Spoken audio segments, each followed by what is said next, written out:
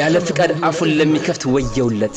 تجرأ نادر يوم አንድ ቀን ናዲር ደፍሮ እንዲህ አለ بابا خالتي لا تعطينا አባዬ አክስቴ እኮ ምግብ አትሰጠንም وانقلبت تلك الليلة ያቺ ሌሊት ወደ ሐዘን ተቀየረች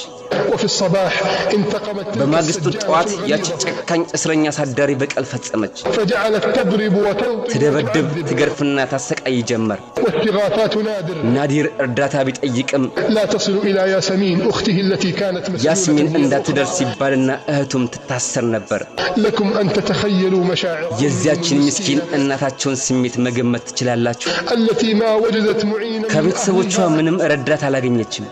أمام جبروت ذلك الأب በዚያ ግፈኝነትና ጭካኔ አባት ፊት ለፊት تنام الأم وتصحو في بيت እናታቸው أبيها አባቷ ቤት ውስጥ ትተኛለች ትነቃለች وهي تمسك بصور أولادها የሶስቱን ልጆቿን ፎቶ ይዛ فتقبلها وتضم الصور إلى ፎቶዎቹን صدرها ደረታ ላይ ታቅፋቸዋለች